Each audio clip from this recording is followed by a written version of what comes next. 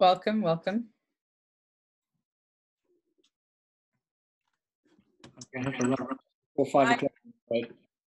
Sorry? I have to leave just before 5, so that's all right. We can family tea party birthday tea party at 5 that I have to set up. Whose birthday tea party is that? My daughter, my older daughter. So. Hey, David, I thought that it wouldn't be a Melbourne friendly time, but I don't think I did my homework, or you're up very early or late. No, very late. So hopefully the caffeine won't keep me awake after this, but I'm just doing my best anyway. Good to have you here. Thanks for staying up. Hey, Alice.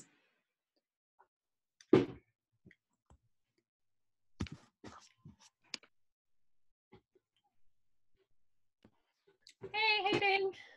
Hey, good. It's very warm.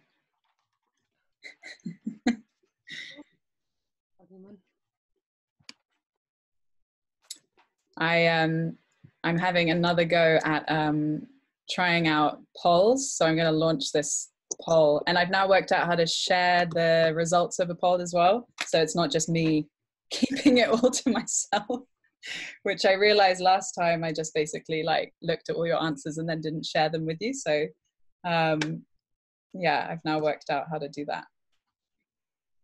Hey, Amy. Hello. Nice to see you.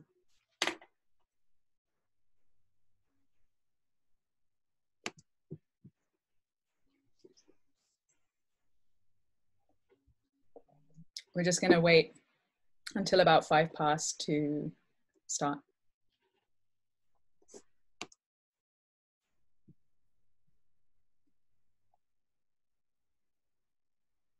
How many Zoom calls have people been on so far? Maybe just show on a hand, like how many you've been on this morning.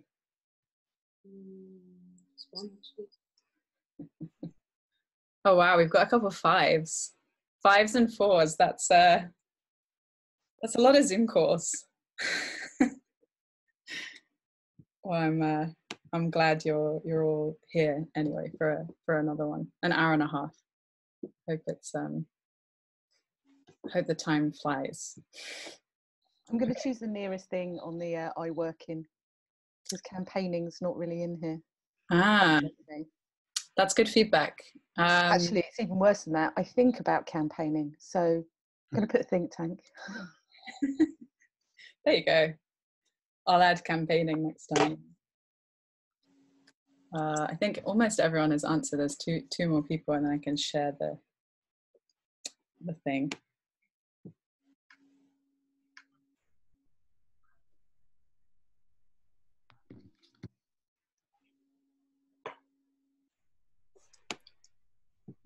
Cool. Okay. So you should see some poll results shared. I don't know what that looks like to the people receiving this, but so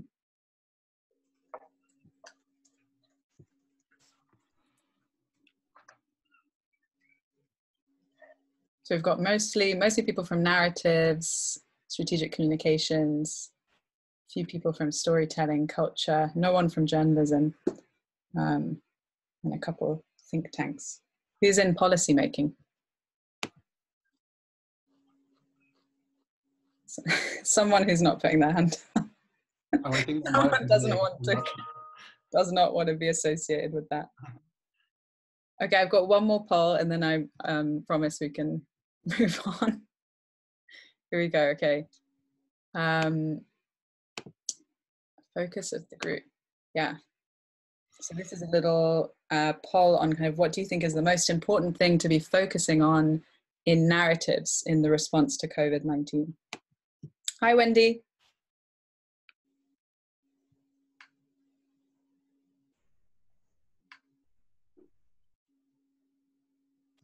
And if your answer or desired answer isn't there, then please just put it in the chat.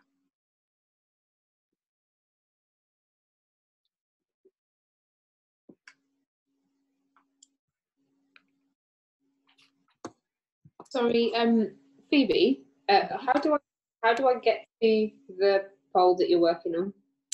Can you not see it? Oh, right. Do I just click on the screen here? Yeah, I think so. Do Wow, you that's have to press the poll? okay. Yeah, I can see it now. Perfect. Cool.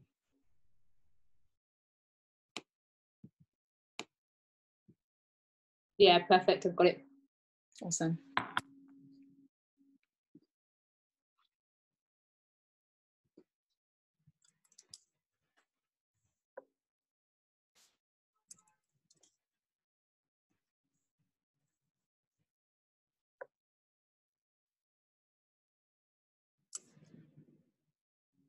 Cool. Most people have voted. Okay, it's pretty unanimous, which is interesting. So you should be able to see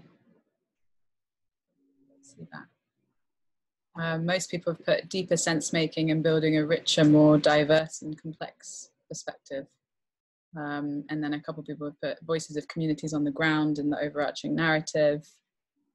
And yeah, pretty much most people voted for the same thing. Cool. All right, then I think we'll kick off. There's a couple of people who've just messaged me saying they'll arrive a bit later.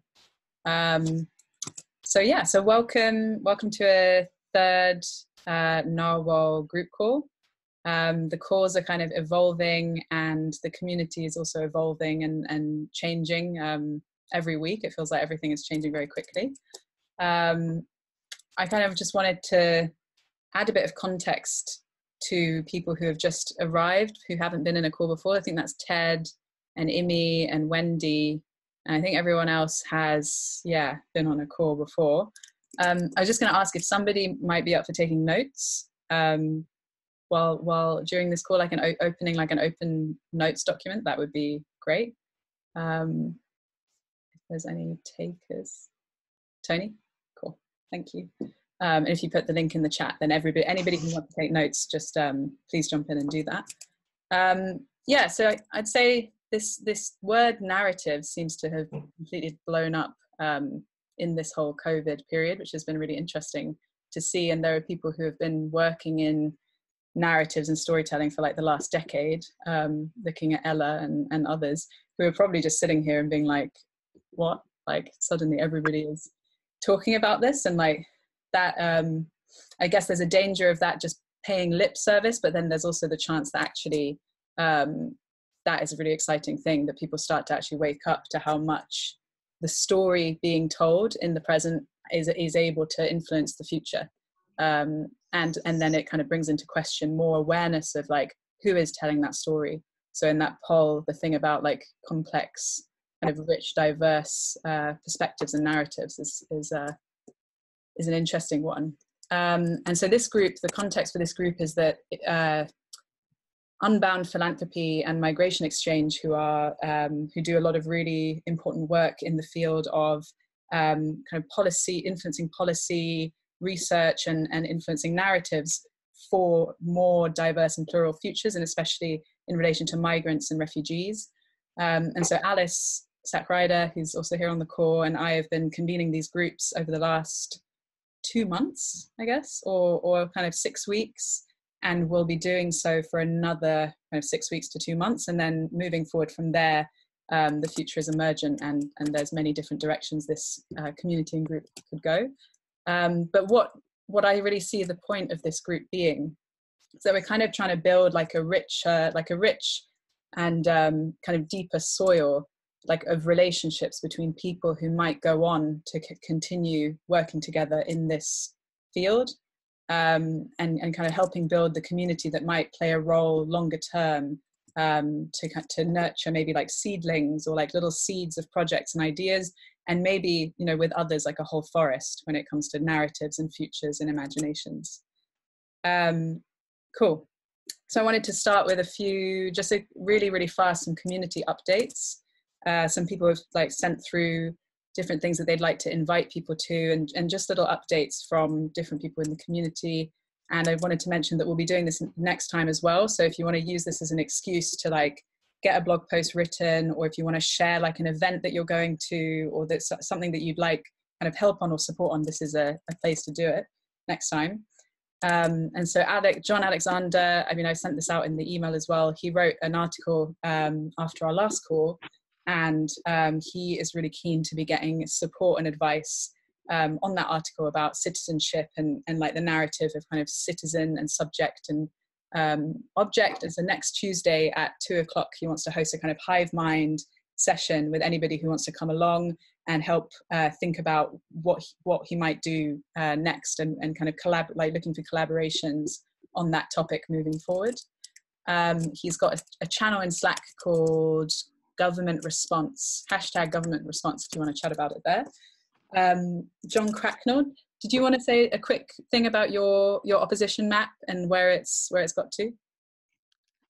Yes, thanks. Great. Some of you, I don't know, one or two of you saw this probably yesterday on the bigger call that Alice was convening. So I tried to make a sort of mind map of some of the frames and narratives which are being used by libertarians and neoliberal commentators in the UK at the moment around coronavirus. And there's a PDF Alice is going to send it out, I think, with the materials from yesterday's call, and it's also in the Slack channel that Phoebe set up for this group. And if people have feedback and suggestions for how to make that better, more useful, I'd love to hear them, and I can do another kind of iteration of it as the sort of process continues, if people find it useful. Thanks. Awesome. Thanks, John. And if you have a link to it, if you want to put it in the chat, we could have a look in the meantime. Alice, do you want to say just anything about the article that you put out about the future and courage, or I guess you'll be talking a bit more about that later on. But. Did you want me to give a bit of an overview now, or what's best? You're actually, yeah, well, it's all good. I guess we'll have a bit more time later on, but I just wanted to mention that as well. And big thank you to Zoe, who went to the Global Green New Deal event and took notes, and hopefully you will receive those. And if there are any other events, like upcoming webinars or events that we can kind of distribute and go to and share notes around, then do get in touch and let me know. Cool. So that's kind of like some of the boring stuff out the way. Not boring, but I wanted to move on to this exercise, this kind of check-in exercise that I've been dreaming up, which is who used to watch Have I Got News for You back in the day? It's quite quite a few people. So I was imagining having a kind of caption, not a caption contest, but a kind of caption exercise where I'm going to share my screen and show you just some images that like really drew my attention this week. And there's some images from some of you who sent them in between like 10 p.m. last night and now, and apologies, that was a really late time to ask you for those. But I'm going to share my screen and just ask you to, whatever caption or words or kind of feelings that come up for you when you see it, just put them in the chat. And so we can all see, we can just start to like build up a bit of an ecology around these images. So I'm just going to see, here we go. I'm going to give like about 30 seconds or a minute to just show these. So this is the first one. Can you see this? Can you just, Alice, if you can see this, cool. I can see it. Great. And I'll, afterwards, I'll send round these images with credit to the photographers or authors or artists as well.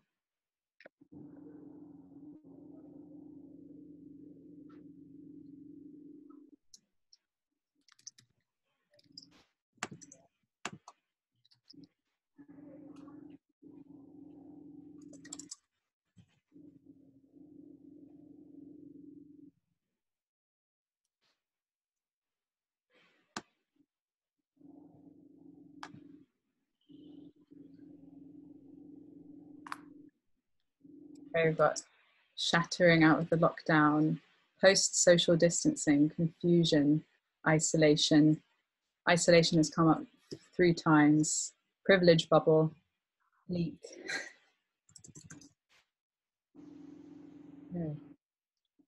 Alone together. Okay, I'm going to move to the next one.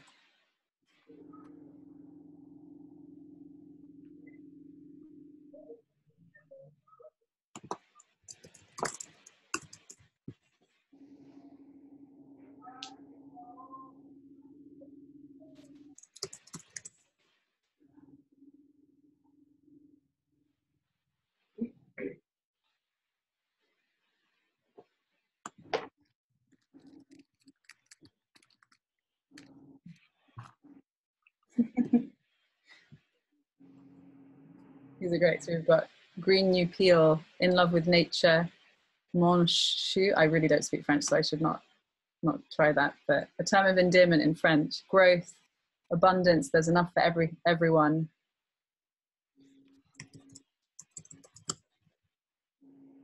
Cool. All right, next one. So this is taken from a design fiction PowerPoint by a designer from Royal College of Art.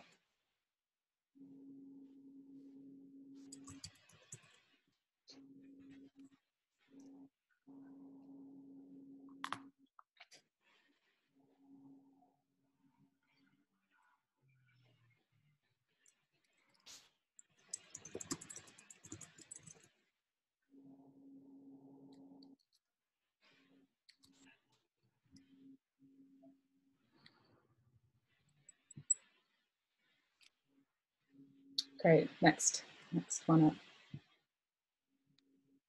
This one is sent in by John Cracknell.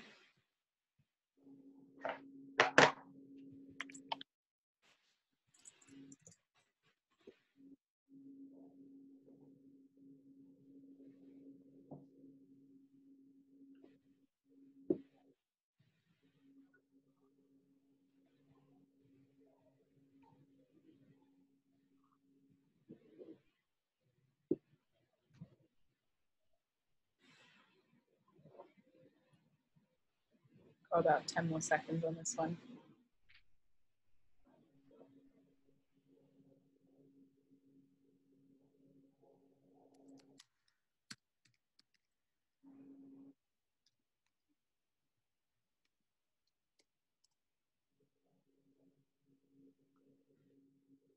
Okay, this was sent to me by someone from a photo from the news.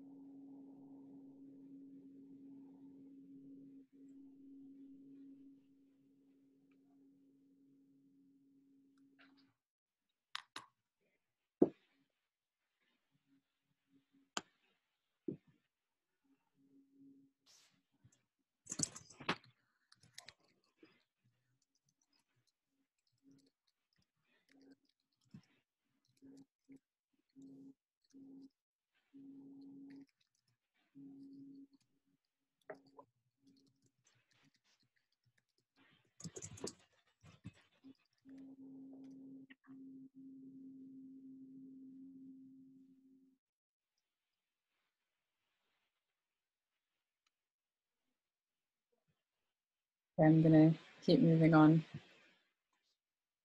This was NASA's commissioned artwork for Earth Day, which they do every year.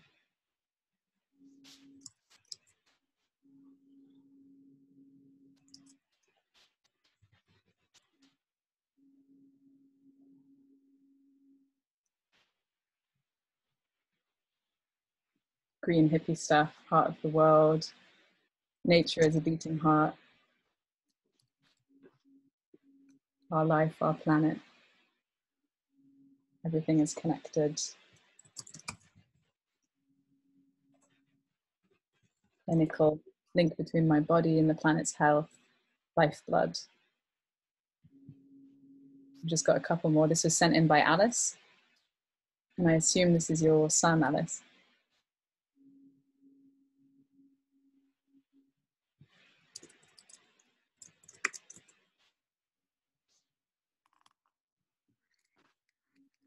It's Alice's 8-year-old. So we've got curiosity, what could be, eyes on the prize.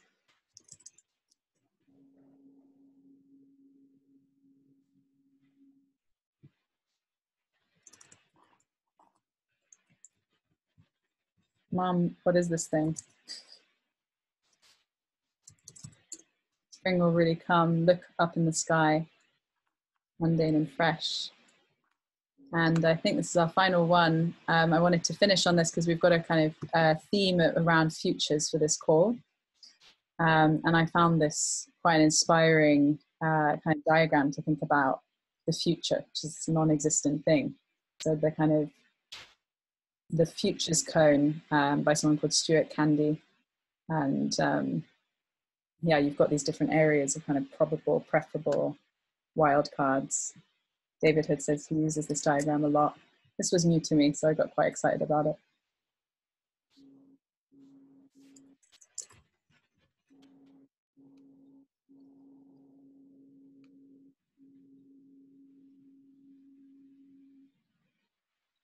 We'll be hearing from Wendy in a second about kind of different, about this, the area of future studies, kind of science of future. So we've got from Ella, justifies imagination, interesting graphic, science of futures, exciting things just out of view.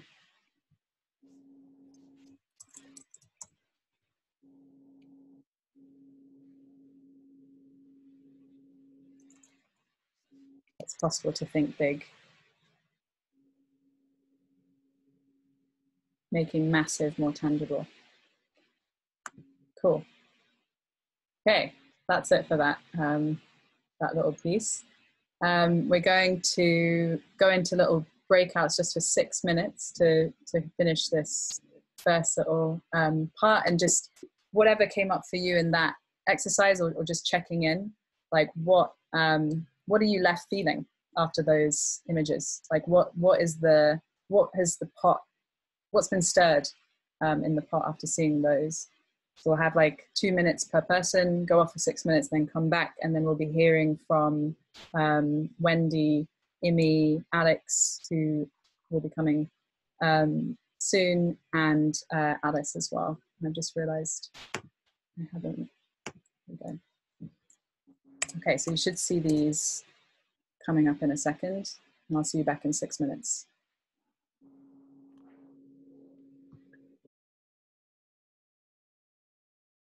You know, the future is going to be amazing, the future is going to be terrible. And Wendy, in her professional role as a futurist, did point out that in fact the future is probably a bit of both of those things, and that actually the creative tension lies between the two extremes, with a big mix. And yeah, the future's feeling very, very particularly slippery at the moment, and so as well as being personally surreal, it's kind of professionally surreal, particularly for Wendy, because she spent her whole life telling people about these moments of uncertainty. But I think for all of us, as we're just trying to grapple with what things might be like in 12 months. Mm. Chuck in anything else if... Yeah, does that resonate with other people? And we also thought the images were a bit Western and a bit not feminine, not a bit Western. Maybe the rest of it goes along with that. I don't know. Yeah. Maybe build on that, because while I totally agree that all of the images had that characteristic, they also were all quite kind of archetypal in their own way. I think there was lots of images of, you know, enclosure or natural physiology versus kind of human physiology. There were images of awe, you know, images of awe and the sort of epiphanic. They could have pretty much all been images from 1880, which is interesting considering we're claiming a certain uniqueness to the current situation. So I think we ended up discussing how those kind of archetypal images can be how they can remain fluid and useful for new scenarios, how they can be like repurposed and broadened and made less Western for us, you know, as well. So we got into a conversation really about that, actually, that there was something incredibly familiar about the images relative to the unfamiliarity of the scenario. Mm-hmm. Yeah, thank you. And thanks for noticing that. That's a really big theme. I was wondering if somebody was going to name that like the images that I see coming up, like on social media, on the news, like they're being told by a very specific perspective. And I think in the next session in 2 weeks, the plan is to go more into that topic and kind of focus in on that of actually how do we observe the observer when it comes to the future, because actually it matters who is telling that story. And so just thinking about this whole topic of the future, because I think one topic that's coming up a lot at the moment is narratives. Another one is this focus and awareness of time. And you mentioned this, Ella, on our last call, of just like, the relationship to the future and the past, and this feeling like we're being kind of suspended in a timeless moment, is an interesting one. And looking back at the ancients, there's a lot, loads of evidence that people from kind of thousands of years ago were using different like futures, ways to try and divine the future, whether that was with like bones and entrails, or like with with numerology, neuromancy. There's like all of these different cultures we're trying to do that in different ways. And the question I'm asking, and that I'm going to hand over to Wendy in a second, is the conversation about the divination of the future? Is it about trying to like work out what is going to happen, or is it actually a question of like who gets to influence that? And is it the stories that we tell that actually manifest that future? And if it is, then that question of who gets to tell those stories, and that kind of how do we actually welcome those like pluralistic narratives and insights? Well, Wendy, I'm gonna hand over to you to chat a little bit for about 5 minutes about your work and about futures and foresight. And I'm gonna time roughly 5 minutes. I hate to be that person who tells people to stop. Oh, wait, have we heard from all the breakout rooms? I wasn't planning on doing like a full feedback. Oh, okay. But if anybody else does want to say anything before we move on, that's a good point. Please do. We're good. Yeah, I just wanted to make a little space, not get like a full debrief. Okay. Yeah, so I'm going to time roughly 5 minutes, and when you get close to your time, I'm actually going to use this just to let you know that you're coming up to about 5 minutes, because there's a nice subtle way to do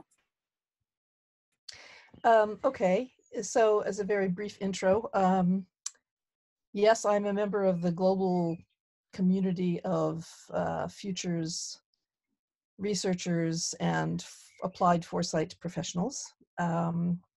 I'm part of the eccentric smaller group that actually has graduate degrees in future studies, because it is a discipline. I wouldn't call it a science, but it is a discipline. And it's interesting, connected to what you just said about awareness of time, the relationship of future and past, and the sense we have, the reflections we have on ourselves as we are moving through the past, through the present, into the future, constantly. And struggling with our human desire to know absolutely what is coming, because humans like stability and security, and the understanding that we cannot ever know. And how do we make sense of that? And so, given what this group is about, you'll be happy to know that one of the core concepts in future studies, because there are no future facts, as various people have famously said, and we can't magically teleport into the future and observe it like social scientists would do in observing a community or society. So we can't do that. So what do we actually study this discipline?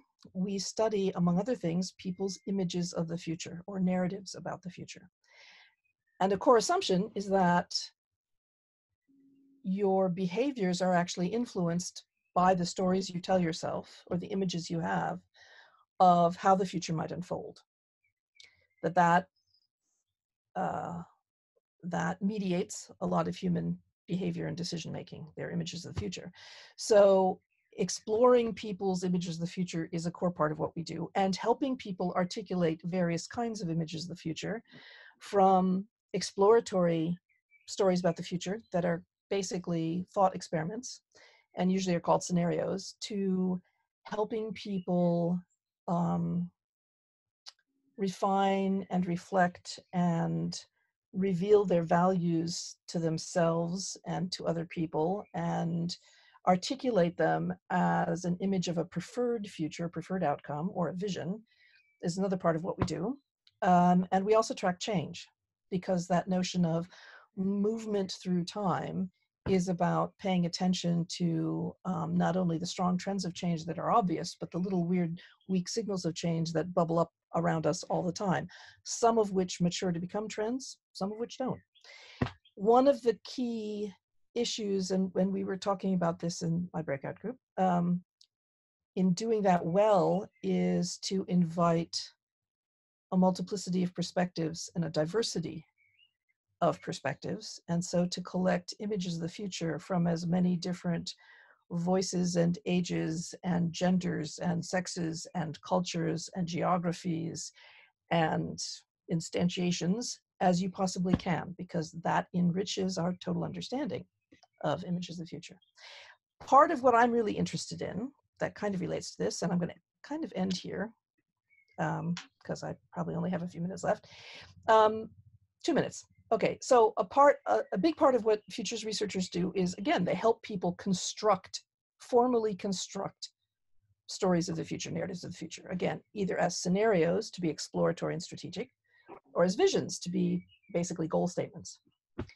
The thing that we often forget as we're helping people do that is that as they're formally constructing these scenarios and then sharing them, those scenarios or those visions are competing with the ambient images of the future, because almost everything people do creates an image of the future. There are images of the future. There's a long history, as you were saying, of images of the future related to religious divination or religious prophecy. There are images of the future in art. There are images of the future in novels. There are images of the future in poetry, in advertising. Advertising is all about images of the future. Buy this product, you will have a better sex life. Buy this product, you will have a healthier future. Buy this product, you'll look far cooler in whatever you're wearing in the future, right? Politicians. All politicians campaign on a promise that if you vote for them, they will create an image they will create a future for you. They're voting for an image of the future. So there are literally an infinite number of images of the future across all of the human cultures. And one of the things that's interesting is to try and start collecting them and comparing them and see what people are actually thinking and how their images of the future change over time, especially in crises like these, because it's an emergent and adaptive behavior to come up with multiple new images. And that's it. Brilliant. Thanks. Thanks so much. That was fascinating. And maybe if there are any kind of instant questions, just because it's live, if anyone wants to say anything or ask Wendy something before we pass on. Just a thought question. It was interesting what you're saying about politicians and they're selling the future, and I think there's sometimes a distinction, because some politicians want to kind of sell the past, like to kind of go back to something. So it's the sort of make America great again, that it was great, and then we need to kind of go back to that, and we hear that a lot in the UK, with this kind of sense of wanting to sort of look back and go back to something, like turn the clock back. And yeah, just interested in your thoughts on that. That's a brilliant point. And one of the things actually that, since oddly, my degrees in future studies were gained in a futures program that was embedded in a political science department.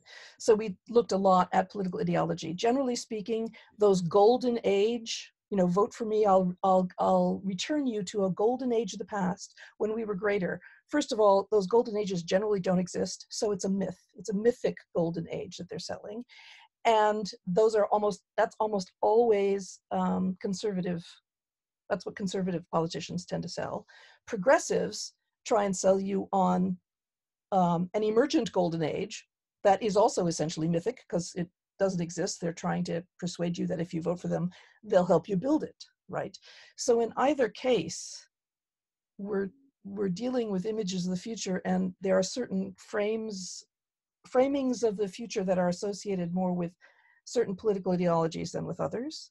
but the interesting thing about the conservative image of the future is that, again, A, it's a future that never existed, and B, it's usually a used future, which is to say, it's a future that appeals to conditions and assumptions about the past that makes it extremely likely that it's not fit for purpose in the dynamic, changing, evolving conditions of the present and moving forward into whatever future we end up in.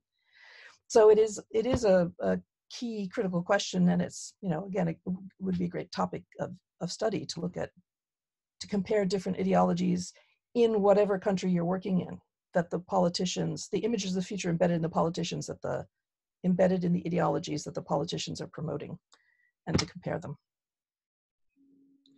Wendy, there's a question in the chat just from John who says, can you point us, he says, it's really interesting. Can you point us to good resources where people are collecting and analyzing different types of images in the future? Of the future. Mm-hmm. Yeah, well, actually, I'm writing an article right now, Kieran, on ambient versus created images of the future. So watch this space. Good resources. Well, there is the classic work in future studies that can be somewhat difficult to find. I think there's an abridged version of it online called The Image of the Future, which was literally created by a guy named Fred Pollock back in like the 1950s. And it's an intellectual history looking mostly at Western culture, because quite frankly, everyone in Western Europe was mostly focused on Western culture back in those days. But it traces some of the main cultures and cultural infrastructures and looks at their images of the future over time, basically asking the question, did they think that by itself the world was likely to go to hell in the handcart or get better and better? And did they think that people have any influence on that or no influence at all? And basically, and so that's a framework that gets used a lot these days. And basically, civilizations that thrived thought the world was getting better and better and that people could have a lot of influence over it. Civilizations that collapsed tended to have an idea of the future that everything was getting horrible and there was nothing we could do. So it became a kind of a call to the entire field of future studies to encourage as many conversations like this about narratives about the future, and especially positive narratives about the future connected to action as possible, because it's a way to make society thrive. So, but yeah, I could, more to the point, I could probably create a resource list for you, share it with the group. Yeah, I've been having a few calls with Wendy these last few weeks and getting like zip folders of 10 PDF books afterwards. So yeah, if you want resources, I feel like there will be. I might just and quickly to add to that, there is a whole subsection of the future studies literature on colonizing and or protecting the future. But again, one of how you protect it by being colonized is to invite as many voices in as possible. So diversity is a critical sort of foundation movement, I guess, in this. Wendy, just before we move on, Ella, I saw your question about the role of emotion. Do you want to say something about that? I know you've got a lot of you've thought a lot about time. Yeah, no, thanks, Wendy. That was so interesting. I'm really interested in the role of emotion in the field of future studies. Yeah, I won't say why now. I'd love it if you could talk a little bit about that.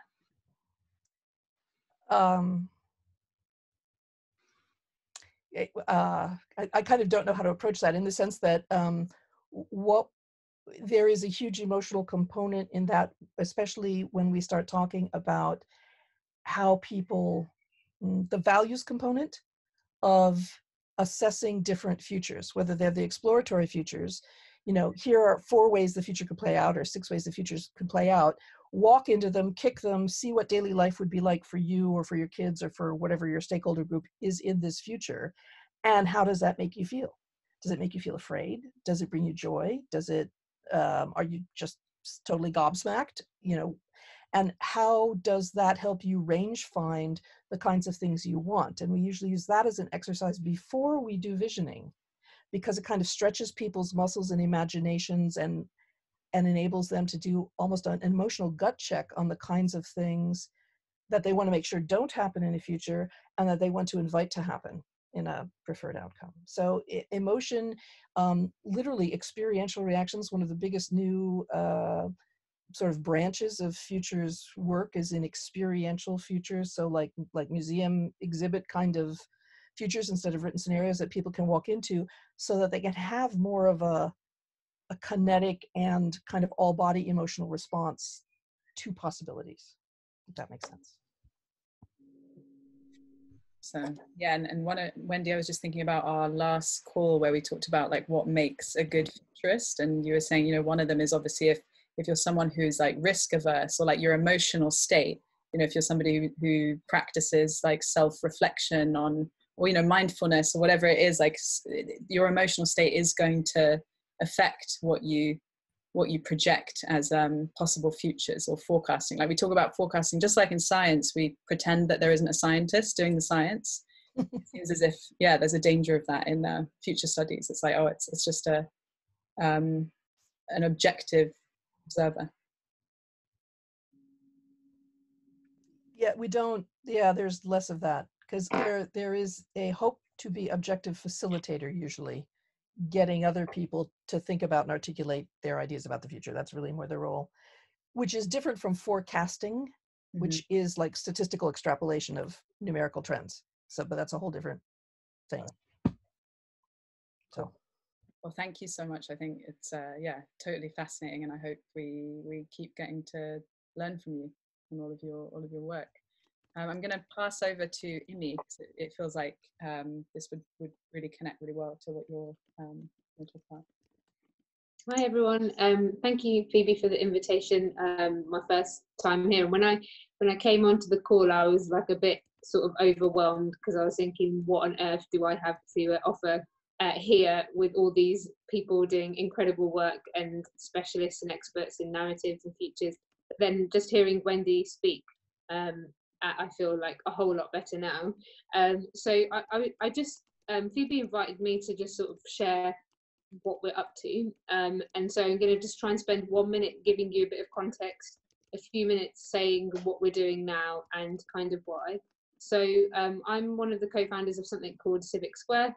It's about public and civic and social infrastructure at a neighbourhood level. We used to be Impact Hub Birmingham, for some of you who might have known that iteration, where we experimented quite a lot with what it meant to bring a wide, diverse range of people together to city build, place build, explore their ideas, etc., etc. I started that when I was quite young and very, very naive and optimistic, and wanted to learn lots about what was possible, build on the energy of lots of things that I had done in Birmingham, where I'm based, and also to do some more geeky stuff around trying to understand business models and how these sorts of things work. Civic Square now really is looking at the future of what social and public and civic infrastructure looks like in a stage, in a time of great transition. I'm interested by the less problematic parts of things like the Carnegie Libraries and other things like that, as to why they existed, in the democratization of resources, knowledge at a local level. And so that's what we're up to. We've got a really big, huge project in Birmingham that we are undertaking that is literally a massive public square, as well as a creative and participatory neighbourhood, as well as lots of stuff in our lab work, which is really around regenerative economics and all of that. So that's the kind of background, right? And it's been based in Birmingham and for many years, and I've always sat within the space between sort of communities in the city and kind of these sorts of worlds. I'm part of a studio called 00, and that's where I kind of sit. I'm interested in open source and all of that, but most of all, I'm interested in what happens when you actually literally try to physically build these things on the ground, right? Like taking the theory into practice. I'm sure you've all got lots and lots that you've talked about COVID, but we were working on a part of our work called the Department of Dreams, which was really looking to bring a lot of the futures and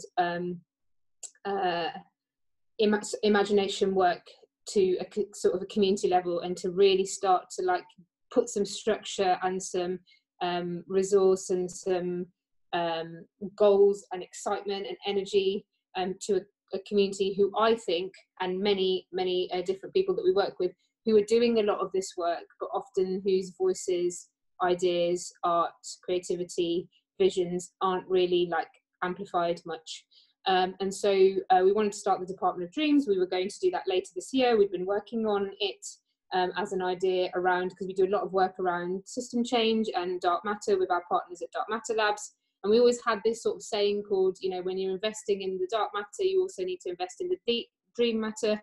And that was what we were interested in. We wanted to connect the system change, geeky business models, changing accounting, changing regulation, all of that innovation world and world around open source, etc., to our bustling communities who were doing all sorts of stuff around arts, creativity, poetry, film, all of this into some sort of space where we could meaningfully start working together better. That's kind of been the last 5 years. So we brought forward the Department of Dreams, and over the next couple of weeks we're going to launch it as a couple of initial things. First of all, we're going to do an online festival.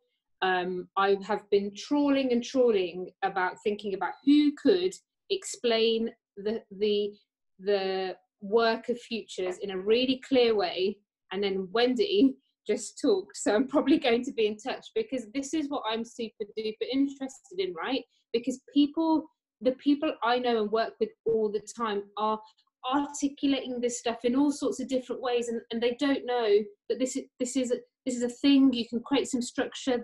There is like you don't need someone to give you permission to do this. Even like a lot of the sort of incredible stuff that the poets that we work with and know do, they're spitting bars about the future all the time, right? And they would never think of themselves as futurists. So I want to kind of bring that world together. What we're going to do is do an online festival. We're building a fund where we can do, some of you might have heard of Amplifier, that do a lot of visual art stuff in the US. We want to build a fund to basically flood people outside of the traditional systems of Arts Council support and other things with commissions to write, create, film, draw, talk, poetry, workshops, kids, and we absolutely want to flood like the hundreds of particularly BIPOC communities we know, and create a sort of library of dreams to commit that to memory right now, to then use that as we emerge out to remember what we were thinking, and start to, hopefully, now that I've heard from Wendy, build some structure into what our goals, what our visions, what our, you know, what's now, what's next year, what's 50 years from now, what does it mean to be good ancestors, and all of that kind of stuff.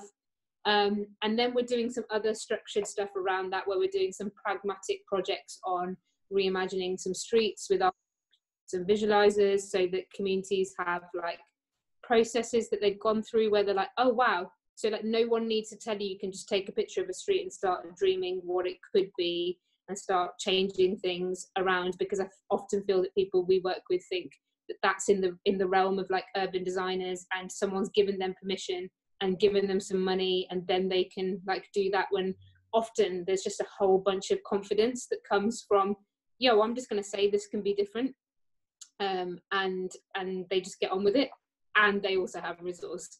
And then we're also going to bring together a cohort, I'm going to keep this quite local, of incredible people who are organisers, activists, entrepreneurs, community businesses, etc., who are going to be moving out of this emergency / recovery into whatever the re's are next, rebuild, rest, whatever comes, renewal, etc., etc. And we're going to track their journeys and invest money into each of them, working with a funder in the UK to help track and learn and see what happens across a plural range of people who've been doing all sorts of stuff, from supporting undocumented artists to growing food, for example. So there's sort of 4 or 5 key interventions we're going to do for now. We're going to launch with the first provocation, which is this one around COVID as part of Department of Dreams. And we're going to put the 12-month timeline on it to watch what happens, and then grow and build from there. In short, the most important thing to me is about surfacing and really showing that there are tons of voices that are thinking, doing, creating in this space about the future.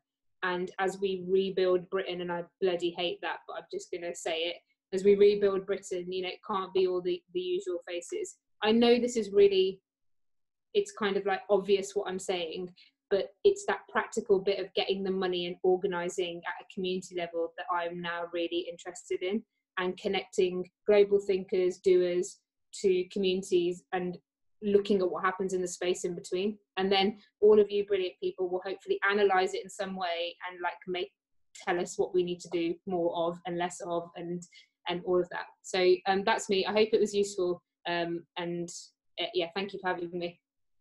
Oh, thank you so much. I'm going to give this is like also a celebration. Sounds amazing. Yeah, amazing. Anyone want to, anything that wants to be said? We've just got a couple minutes before I hand over. Best place to go to find out more? Yes, so today or tomorrow, probably tomorrow, it will go up on our site at civicsquare.cc.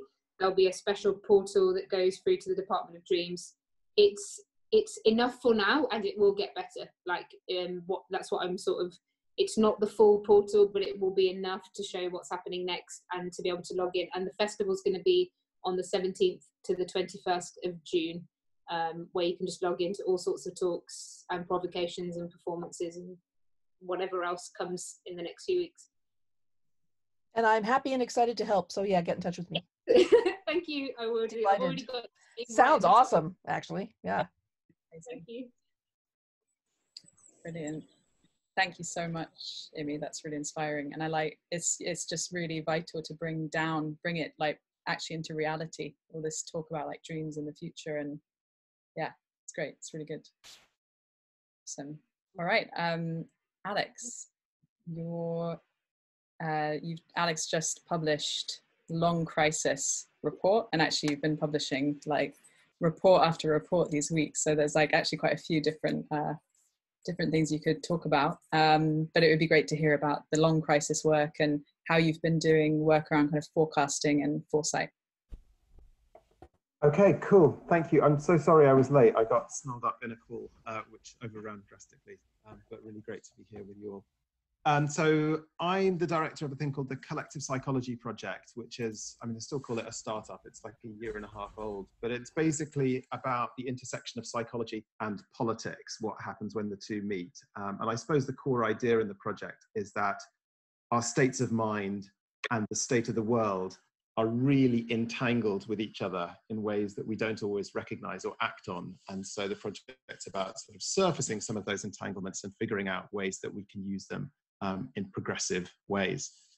We do lots of different things, some of which are more relevant to narratives than others, but I guess the sort of two things that are maybe worth touching on briefly. One is some work that we published about 2 or 3 weeks ago in a report called This Too Shall Pass, which is about collective grief. And the idea of grief, not just for the passing of people, but also for the passing of a way of life, because we argue in that report that many things with COVID-19 are not going to go back to normal after the virus. And indeed, the whole question of when after, in inverted commas, is going to be is open to question as well, because there's different layers to the crisis. There's a public health emergency and an economic crisis. And then below that, slower burning, but already happening, a crisis of kind of polarization and insecurity. One of the things the report argues is that although it's tempting for us to say, this is unprecedented, we've never seen a cataclysm like this, actually these sorts of huge systemic crises are things that our ancestors have faced lots and lots of times throughout human history, and they actually have lots to tell us about how to navigate these kind of moments. In particular about the need for shared stories as a way of understanding where we are, how we got here, where we might be trying to get to, and underneath it all, who we are. And in that report, 3 kinds of myths that we, and I should say I co-wrote it with my friends Casper ter Kuile and Ivor Williams, 3 kinds of myths that we think are especially interesting are apocalypse myths. And we all, these days everyone thinks apocalypse means the end of the world, but of course in the strict sense it means revelation. So these are myths about something being revealed, and lots is being revealed in this moment, whether it's who are the real key workers that we rely on, or the extent of our interdependence and vulnerabilities and so forth. That's one set of myths. Another one is myths about restoration, which are myths in which something is being healed rather than revealed. And then there are myths about emergence, which are stories about something being born or potentially reborn in a new way. And the report, I'll stick the link to it in the chat in case anyone is interested in taking a look, but sort of gives some examples both from kind of very ancient times of those myths, and also how those myths are recurring over and over again in popular fiction or in movies and so on. But I think, the more I sort of think about, what's being born in this moment, what's being healed in this moment, what's being revealed in this moment, can take us in all sorts of interesting directions. So that's one piece of work that's maybe worth mentioning briefly. The other one is some work that's actually being published, I think, tomorrow, which is 4 scenarios that my colleague David Stephen and I did for Local Trust, who are a spin-off from the National Lottery Fund, who fund kind of very local grassroots work in 150 communities in England. And they asked us to do 4 scenarios for the kind of future, not just for communities, although certainly that, but also at the national and global level, for how things could pan out with COVID-19. And the stories, we've sort of done it very loosely. Our starting point was a kind of 2x2 grid, where one axis of uncertainty was, do we go for centralized ways of navigating this crisis, or do we go for a more distributed approach? And then the other axis is about cohesion. Do we come together in a larger us, or do we fragment into a them and us, the sort of thing that we see so often with political polarization? And using that as a jump-off point, we came up with these 4 stories about possible futures. Just to say a word about each of them, the one that is distributed and them and us is a scenario called fragile resilient, where not much is happening at national level. Governments just become kind of theatre, really. Very little is happening at the global level, but there's a lot of innovation happening at the local level. But not, it's not coherent enough at the whole system level to be transformative. So local communities are coming up with all kinds of ways to cope with crisis, but it doesn't really sort of break through into something kind of, new and transformational. The centralized version of them and us is a scenario called Rise of the Oligarchs, where government centralizes power and it's very illiberal, opaque, corrupt, and ineffective. So if you look at kind of Russia today or America as it's increasingly heading under Trump, it's some of those sorts of dynamics. And this is a scenario where the kind of, power brokers at the center deliberately foment stories of division in order to kind of maintain their hold on power. So it's often xenophobic, racist, and so on. Then the larger us scenario that tends towards the more centralized end of things is called Big Mother. And this is one about a state that tries to come up with answers to everything. And it's basically well-intentioned, it's pretty benign, but often not the most imaginative solution, and certainly not the most empowering solutions from the point of view of communities and actors outside the state. And then last but not least, the larger us scenario that's more distributed is called Winning Ugly. And we went for that term because, this is the kind of best case scenario, but it's still, very, very challenging. We come through this dented. It's not a utopia by any means, but it is a scenario where all of us are in different ways empowered to be part of the solution. The state understands its role as kind of promoting that empowerment and that coherence, and a lot of emphasis on things like learning and emergence and collaboration. It's a scenario where function matters a lot more than form. Is that to say you agree, or that I'm out of time? That's a 5-minute kind of okay. Awareness. So the last thing I'll say then is just that, obviously those are 4 different stories about possible futures, but the thing about Winning Ugly that kind of makes it cohere is itself narrative. That actually having a shared story about what's going on, where we're trying to get to, who we are, is the thing that enables coherence despite this very distributed scenario. So narrative matters in that way as well. Brilliant. Thank you, Alex. There's definitely really interesting touch points between your work and Wendy's around the kind of different scenarios and Foresight stuff, but really, really fascinating. And there's a lot there. So really nice to hear about the This Too Shall Pass report that you wrote with Ivor and Casper, right? Casper I can't pronounce his name, but that's right. Yeah, Casper Tikaya. Yeah, and then the long crisis. Did you want to say anything about like the community and the kind of next steps that you're thinking in that project? Yeah, sure. So David and I have written together for years and years, and 10 years ago we did a report for the Brookings Institution in the US called Confronting the Long Crisis of Globalization, which was all about the kind of aftermath of the global economic crisis. And we were sort of basically saying policymakers were focusing much too much on the short-term crisis, like bailing out the banks, and far too little on the long-term crisis of polarization and insecurity, which has kind of undermined our resilience for this crisis. Now they risk making all the same mistakes. So we wanted to go back and revisit that report, which we did in the one that came out at the beginning of this week, to argue, you know, this is just the latest chapter in the long crisis of globalization. And I'll stick a link in to the chat. Oh, you've done it. Thanks, Phoebe.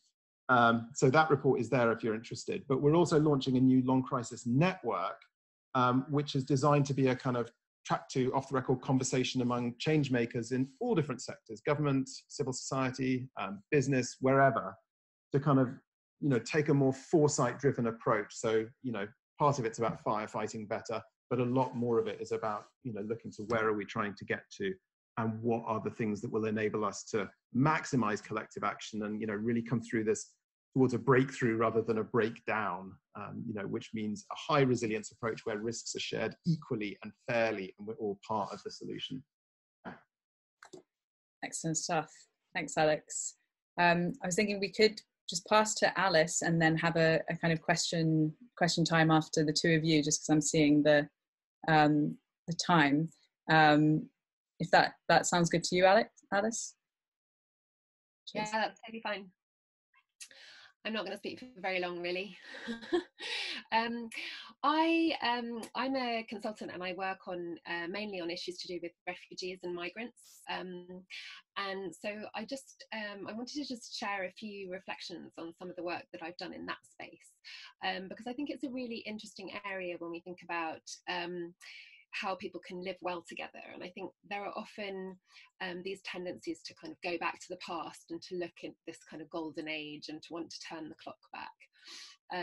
And then there's a kind of another way of looking at immigration, which is what do people think now? And we see so much polling that goes out, and it's the kind of along the lines of, do you think there is too much immigration in the UK? Yes, no, or, you know, to what extent? And it's all either very situated in the now or a kind of conversation about going back to the past. And I just want to take you back to 2014, when I was working at the Institute for Public Policy Research. I was working as a researcher there on integration and migration. And I was doing a piece of work looking at integration in different communities. And when I was researching, I remember kind of trying to sort of think about, like, what am I going to call this report that I'm writing? And I came up with this idea of calling it shared ground, because I kind of liked how it sounded, because it was the ground we share beneath our feet, but also on a kind of more ideological level, the kind of ground we share in our heads with other people. And I remember the research director at IPPR saying to me, but Alice, what do you actually mean by shared ground? What does it really mean to live well together? And it was a really, I know it sounds silly, but it was just such a kind of eye-opening moment of, oh yes, like we really need to articulate what this looks like. What does shared ground actually look like? How can we feel it? And I really started to go down this road of thinking, well, shared ground would highlight the fact that there are frictions and tensions, and it would look at ways to kind of solve those tensions. But it got me thinking in that kind of forward way. And so I wrote a blog, I posted it earlier this week, I'll pop it in the chat, which was just trying to sort of capture some of the thinking kind of since then, and very inspired by Chip and Dan Heath's book Switch, which how to make change happen when change is hard, something like that. And they talk about this idea of see, feel, change, and that instead of think, analyze, change, actually in order to make change happen in the future, we need to be able to see it and we need to feel it. And I just love that. I think it's a really, really powerful reminder that we need to actually help people to, it goes back to what John was talking about with kind of visualizations of the future. And so I think it's where certainly on the refugee and migrant sector, I think we need to be thinking so much more in that space, because it then starts to help us to be competitive about that future vision rather than being competitive with one another. It allows us to be really creative, and yeah, I think it's about thinking about what it would really mean, like what it would mean to be able to live well together. So I'm going to stop there because I think we've covered a lot, but yeah, really great to hear from everybody else. So thank you. Thanks, Alice. I think I just really wanted to make sure we brought in that perspective around the feeling, kind of not just the kind of seeing and the thinking, but bringing in that how do we feel the future, and actually bringing it, down to that. If anybody had any questions for Alice or Alex, I'm hoping to leave a tiny bit of time for a quick kind of shift in gears before we close at past.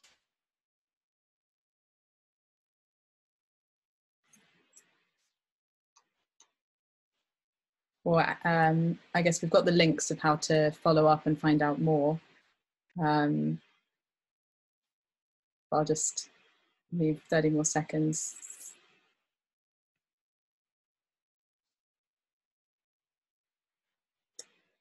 All right, no questions. Lots of listening. That's good too. I just wanted to mention too that Tom has just joined the call from California. So just want to say hi, Tom. And if you just wanted to give maybe like a 1 minute, like just introducing your work, and I think we'll bring you in more in a future call, but yeah, just really great you could join us. Yeah, thanks for having me, and sorry for also coming in late. I had another call for the first hour of this. So I'm with Shareable. We've been around for about a decade. Tony's on the call here. He was a board member for a number of years. And one of the projects that we're working on right now is called The Response, where we're looking at kind of the ways that communities come together during and after a disaster to build collective resilience. And we have been doing this project for about 3 years and have a book and a film and a podcast series, which looks at a range of different disasters. And we just released our most recent kind of audio documentary looking at kind of mutual aid and a mutual aid initiative in Chico, California, kind of operating in the face of COVID-19. So that's just something that's worth checking out, and I'll just put the link to that in the chat. And I know we talked a bit about kind of future projects might be coming to Europe or the UK and kind of focusing on some of the post-COVID response here. And I think, yeah, if we go more into that in the next call, I think there's some really interesting threads here with what Imi's doing in Birmingham and some of the other projects that are kind of on the ground. And just knowing that you guys are such great storytellers, just want to make that connection. Yeah, thank you. Cool. Okay, so for the final 10 minutes of the call, we've been talking a lot about futures and about kind of images of we've looked at images of the future. We've had this really like mind-blowing discussion, and just thank you so much. Like it's amazing to have so many incredible thinkers and speakers and doers, and we'll be editing the video and putting it out so that others can listen to the things shared today. But I just wanted to make like a bit of time to give a bit of space to actually connect to what you are all hoping to see in the future. So thinking about kind of images and desired futures, I'm just going to give you 2 or 3 minutes if you just want to like shift gears, and I'll just narrate a little bit of like maybe just a bit of a meditation. If you just want to shut your eyes or lower your eyes or turn your camera off, and just have a think about some of the images that you're holding in your most hopeful place. I know that there are different possibilities, and I think this group is probably appreciates more than most the kind of complexity of any future and the positive and negative, but just tapping into a space of hope and possibility, and then I'll tell you about what comes next. So if you just want to make yourself comfortable, take a moment, if you're closing your eyes, and just focusing in on your breath and your body, and being present.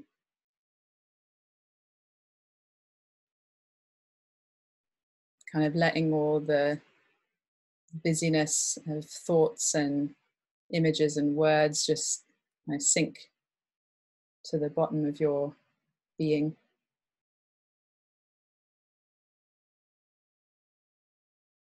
And you can connect into your breath,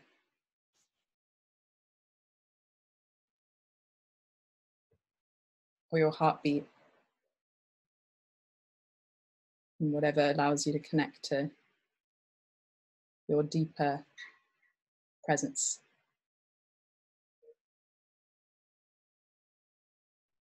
And I want you to take your mind's eye almost like around the world, maybe just allowing any images that you've either seen, you know, whether that's in the news or on media, just the kind of complexity of different images and moments and perspectives and people and situations just happening right now in the present.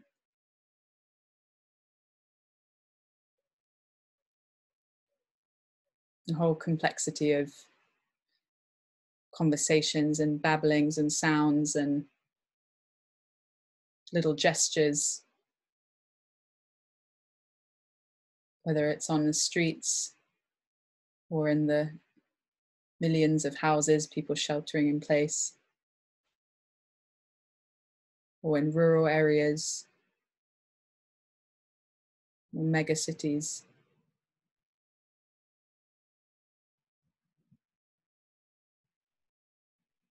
And I want you to relax your mind to a place where the edges of what is happening now and the edges of what might come in the future start to blur.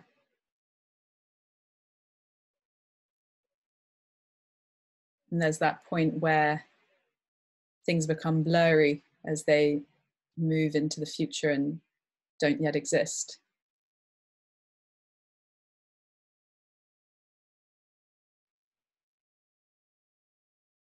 And if you tap into your deepest kind of desires or hopes, longings for what that future in a year or in 2 years or 10 years, just allowing yourself to diffuse outwards into that immediate future. What do you hope to see?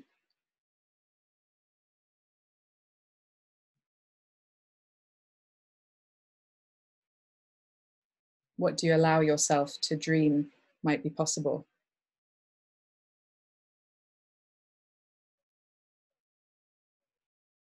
What is that better possible future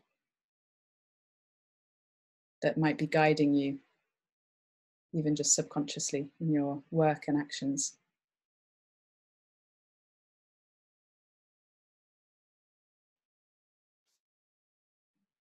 I want you just to notice if there's any specific images or words,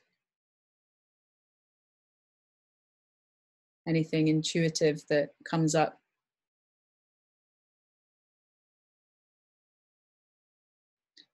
And in a moment, you're just going to kind of capture a couple of those in your mind, like a butterfly net,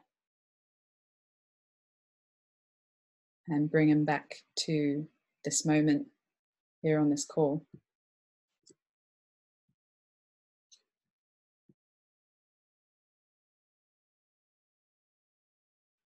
And when you feel like you've captured those images, you can just take a minute or two to try and describe some of them, either with words in the chat, or if you want to go and quickly find some images from the internet and put them into the Google Doc notes chat, we'll start to just collect some of those. But if you write in the chat, just hold off before sending, and we'll send them at the same time.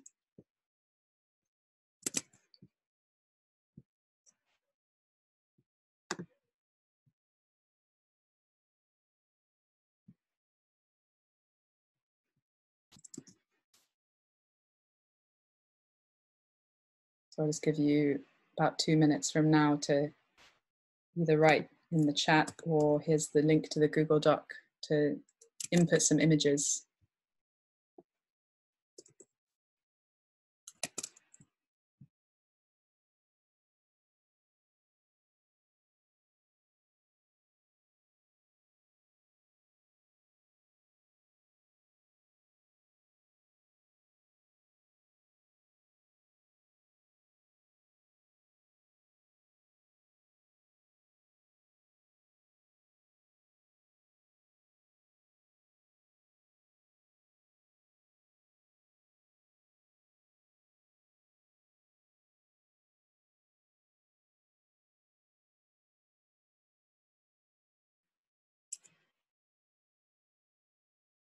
If you'd like to turn your camera back on, and if you're done typing in the chat, just raise your hand so we can see it.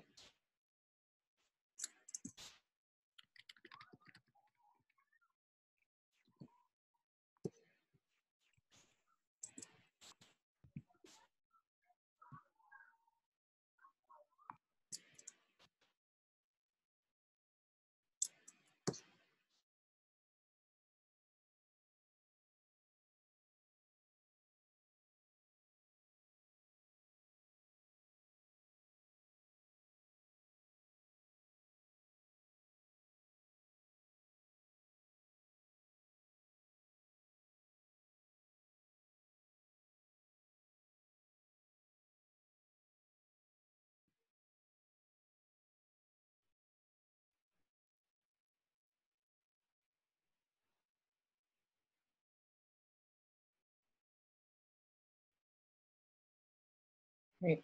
If you're ready to send, let's press send.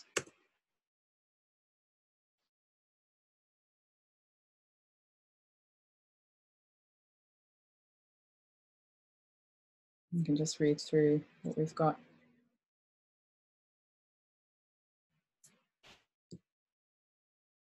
Got the visible hand, rewilded food futures,